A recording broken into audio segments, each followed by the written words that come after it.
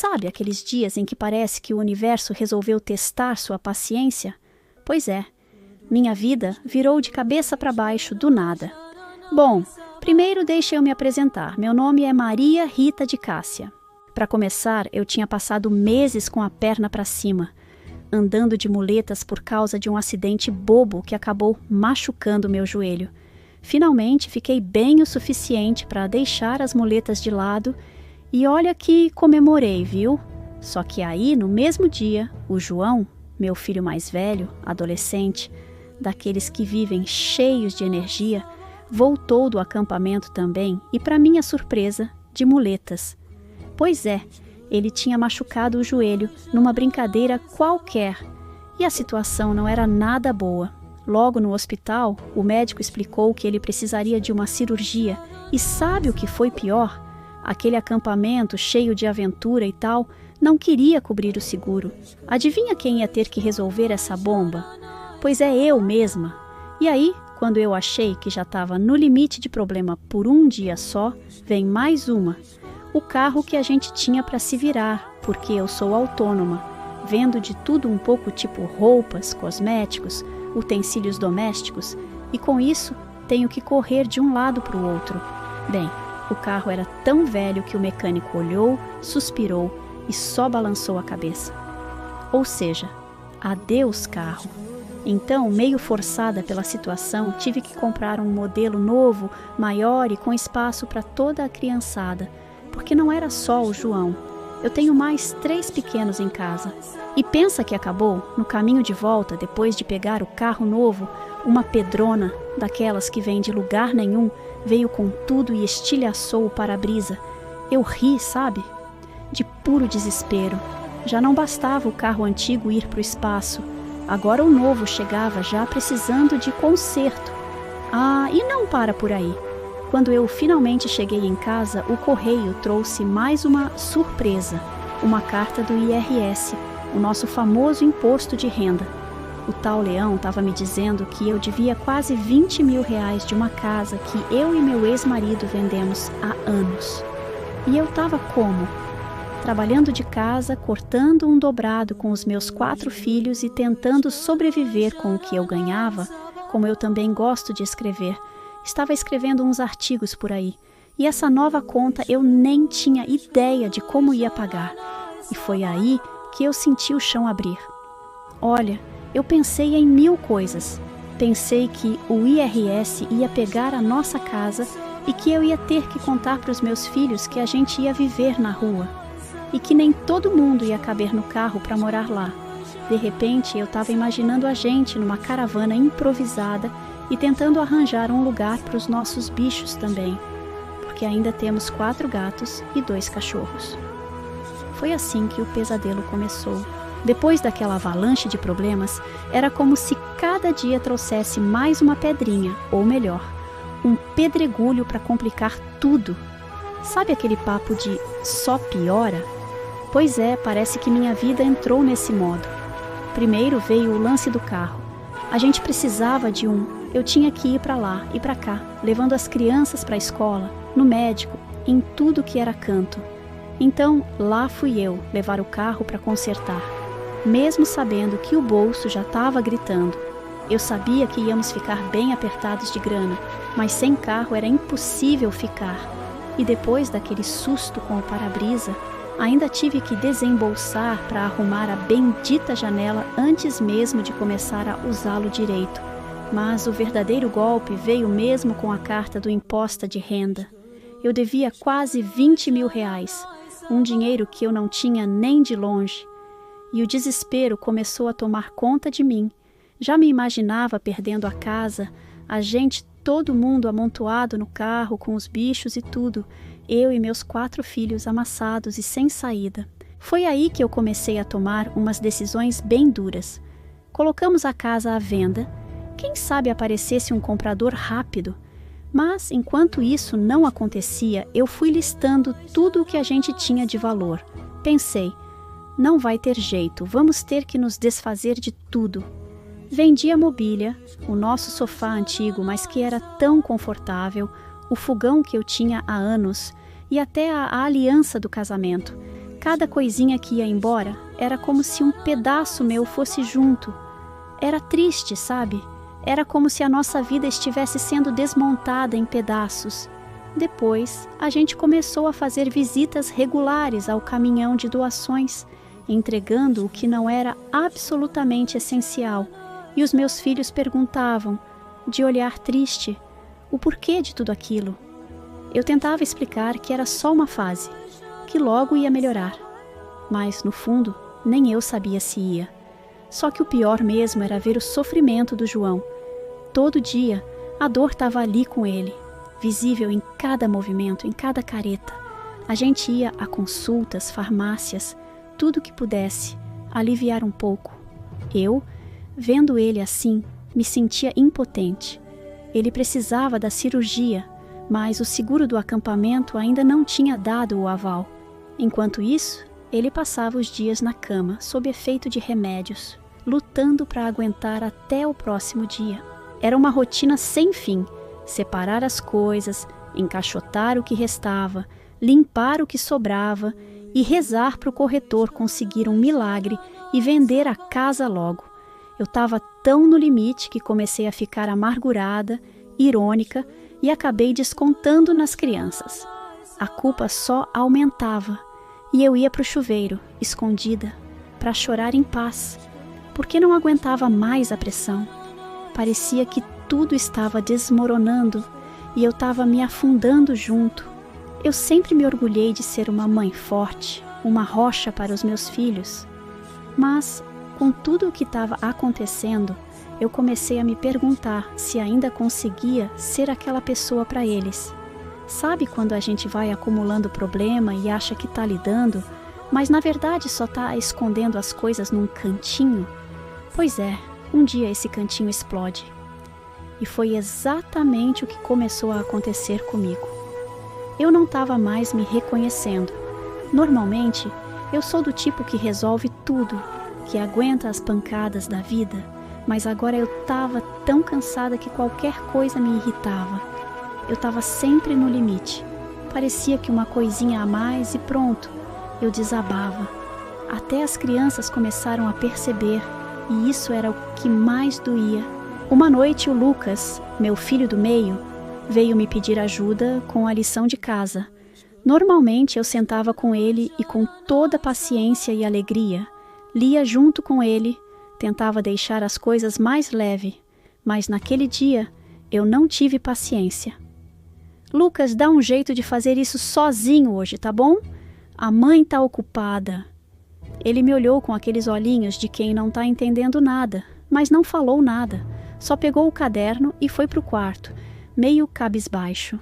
Foi nessa hora que eu percebi que eu estava descontando neles, que o estresse estava transbordando dentro de mim, que já estava atingindo os meus filhos.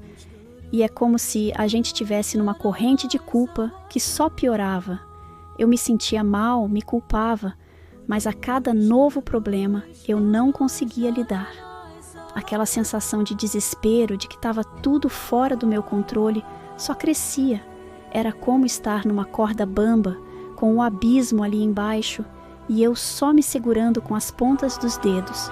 Tinha vezes que eu não aguentava e me trancava no banheiro, deixava essa água do chuveiro cair e chorava. Chorava de soluçar, de perder o fôlego. Tudo o que eu queria era um respiro, uma pausa, algo que me dissesse que as coisas iam ficar bem.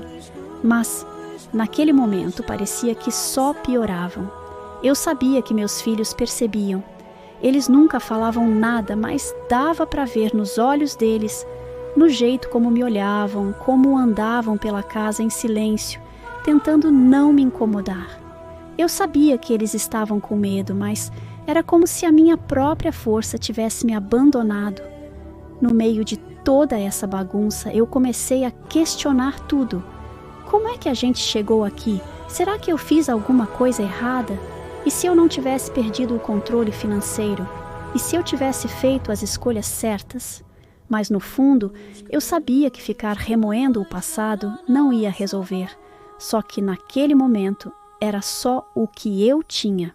Depois de semanas naquela loucura de vender tudo, empacotar o que restava e torcer para que alguém comprasse a casa logo, eu estava tão exausta que nem me lembrava de como era viver sem essa nuvem pesada em cima da cabeça. O pior era ver meus filhos passando por tudo isso comigo, vendo o mundo deles desmoronar sem que eu pudesse fazer nada para evitar. Aí, um dia, no meio de uma dessas raras pausas que a gente tirava para respirar, resolvi levar os meninos até o parque. A ideia era tentar fingir que as coisas estavam normais, sabe? Dar um tempo para eles se sentirem como crianças de novo, nem que fosse só por um pouquinho. A gente estava lá e eu tentando manter um sorriso no rosto, como se tudo estivesse bem. De repente, o Marquinhos, meu caçulinha, veio correndo até mim, todo animado, segurando uma semente daqueles cardos que a gente chama de semente dos desejos. Ele vinha com aquele brilho nos olhos e me disse: "Mãe, faz um desejo." Eu olhei para ele, meio sem saber o que responder, porque sinceramente já fazia tanto tempo que eu não acreditava em desejos, que para mim aquilo parecia só uma brincadeira. Mas vendo ele ali, com aquela carinha de esperança, eu não tive coragem de dizer não. Peguei a semente entre os dedos, fechei os olhos e em silêncio, fiz o único pedido que eu conseguia imaginar naquele momento. Pedi por calma, por paciência e um pouco de orientação. Pedi para ter forças para ser a mãe que meus filhos precisavam, mesmo no meio daquela bagunça toda. E foi ali, com a brisa levando a semente para longe, que pela primeira vez em muito tempo senti uma pontinha de paz. Não sei explicar exatamente o que foi. Talvez fosse só a esperança de que, quem sabe, as coisas iam se ajeitar. Mas, por um breve instante, eu senti como se o peso tivesse diminuído um pouco. Marquinhos, ao meu lado, sorriu de volta para mim, e naquele momento, tudo pareceu mais leve. Nos dias seguintes, ainda tinha muita coisa para resolver, mas, de alguma forma, a sensação daquele dia no parque me acompanhou. Era como se aquela pequena semente dos desejos tivesse plantado em mim um pouco da serenidade que eu tanto precisava. E mesmo que os problemas ainda estivessem todos ali, comecei a ver uma faísca de esperança, como se, talvez, um milagre estivesse a caminho. Depois daquele dia no parque, algo realmente mudou. Não foi um milagre que resolveu os problemas de uma vez só, mas, de alguma forma, parecia que aquele pedido em silêncio, aquela semente dos desejos, tinha plantado um pouco de paz no meio do caos. E foi essa paz, mesmo que pequena, que começou a me dar força para lidar com as coisas sem explodir ou me desesperar. Claro, os problemas continuavam ali, empilhados como uma lista interminável. A casa ainda estava à venda, a conta do imposto de renda parecia aumentar cada vez que eu olhava para ela, e meu filho João ainda sofria com a dor do joelho, esperando pela bendita autorização do seguro. Mas agora, algo em mim estava diferente. Eu estava conseguindo olhar para as crianças, ouvir o que elas tinham a dizer e, finalmente, respirar antes de reagir. Parecia pouca coisa, mas para mim era um avanço. Até meus filhos começaram a perceber. Uma noite, enquanto a gente embalava as últimas caixas, Lucas olhou para mim e disse: "Mãe, hoje você está mais calma." Eu sorri, meio surpresa, porque ele tinha razão. Eu estava mais tranquila. Parecia que aquela loucura toda já não me engolia mais da mesma forma. Não era que os problemas tivessem sumido, mas eu comecei a lidar com eles um de cada vez, sem deixar que me afogassem. Nessa mesma semana, o João, que estava sempre com aquela carinha de dor e cansaço, me chamou num canto e pediu desculpas. Ele disse que se sentia um peso para mim, por não poder ajudar. Aquilo partiu meu coração, porque a última coisa que eu queria era que ele pensasse assim. Abracei ele bem forte e disse que, se alguém tinha culpa, era o tal acampamento cheio de aventuras que ele foi. Mas que no fim ele não tinha que se preocupar com nada, só com ficar bom. Aquela conversa foi como um pequeno alívio. Comecei a perceber que, mesmo no meio de tantos problemas, meus filhos estavam aprendendo a ser fortes. E eu também. A cada dia me sentia menos carregada. A culpa e o peso estavam lá, mas diminuíam aos poucos. Era como se aquela simples semente tivesse soprado um pouco de leveza na nossa vida. Então, comecei a me permitir momentos de alegria, mesmo que pequenos. A gente fez uma noite de filmes em casa, improvisando um cinema na sala. Fiz pipoca, jogamos os colchões no chão e ficamos todos juntos ali, rindo e esquecendo por alguns instantes da bagunça que a vida tinha virado. Talvez fosse isso, mesmo no meio do caos, encontrar uns minutos de paz. Os dias foram passando e pouco a pouco comecei a notar que as coisas estavam mudando, ainda que lentamente. Não era nada grande, mas pequenos sinais começaram a aparecer, como se o universo estivesse respondendo de algum jeito. Primeiro, uma boa notícia. O seguro do acampamento finalmente deu a autorização para a cirurgia do João. Aquele peso saiu dos meus ombros e ele, coitado, até respirou aliviado, sabendo que logo ia se livrar da dor. Ver o sorriso dele me deu uma alegria que eu não sentia há tempos. Finalmente, depois de tanta espera, algo positivo. A cirurgia foi marcada, e embora o medo estivesse ali, junto com a preocupação, tinha também uma sensação de esperança, como se aquele fosse o primeiro passo para nossa vida voltar ao normal. Depois, outra surpresa. O promotor de justiça finalmente conseguiu recuperar uma parte do dinheiro que o pai das crianças devia de pensão. Aquilo foi um alívio e tanto. Com aquele valor, eu poderia pagar algumas dívidas e ainda dar um passo na direção de acertar as contas com o IRS. Parecia um sinal de que, apesar de todas as dificuldades, as coisas estavam começando a se encaixar. Até minha irmã, que há tempos me devia um empréstimo, apareceu de surpresa e me devolveu o dinheiro. Foi uma ajuda inesperada e eu não pude deixar de rir com a ironia. Quando a gente mais precisa, às vezes as coisas aparecem de onde menos se espera.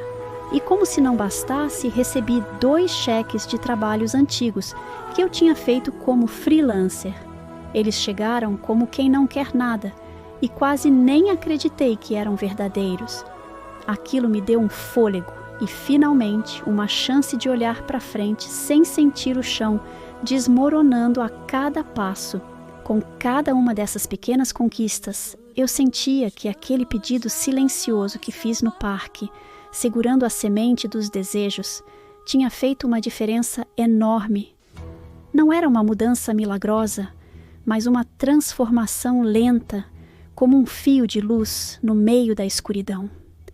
Eu aprendi a aceitar as coisas, a lidar com um problema de cada vez e, principalmente, a valorizar cada pequena vitória. Pela primeira vez em meses, eu conseguia olhar para o futuro com um pouco de otimismo. Era como se aquele vento de esperança que soprou a semente tivesse finalmente entrado na minha vida, me ajudando a seguir em frente. Aos poucos, a vida parecia voltar aos trilhos. O João se recuperava bem da cirurgia, já sem tanta dor e com um sorriso que eu não via há tempos. Ele ainda precisava de cuidados, mas só de saber que o pior já tinha passado era um alívio enorme. O sorriso dele me lembrava de que mesmo nas horas mais difíceis, a gente pode encontrar força onde menos espera. Os pagamentos do imposto de renda ainda estavam lá, é verdade, mas agora eu conseguia lidar com eles sem aquela sensação de sufoco. Parecia que o peso tinha sido dividido em partes menores e eu já não me sentia esmagada. E claro, as dívidas não tinham sumido, mas a sensação de controle de que eu estava realmente lidando com a situação dava uma paz que eu nem lembrava mais que existia. Em casa, as coisas também começaram a se acalmar. As crianças pareciam mais à vontade, voltando a brincar e rir como antes. Até os animais, que sempre sentem o clima da casa, pareciam mais tranquilos. As tardes de filme, as pequenas conversas à mesa e os momentos simples de convivência começaram a fazer parte da rotina de novo. Era como se estivéssemos reconstruindo nossa vida aos pouquinhos, com mais calma e mais união. Um dia, sentada na sala, olhando ao redor e vendo os rostos dos meus filhos, eu senti uma paz que não sentia há tempos. A casa ainda estava mais vazia, sem muitos dos móveis e coisas que vendemos, mas, de alguma forma, o lugar parecia mais cheio de vida.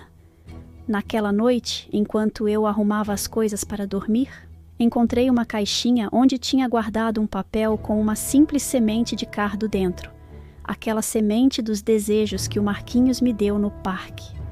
Segurei a caixinha na mão e por um instante me veio à mente aquele momento em que fiz o pedido por paciência e serenidade.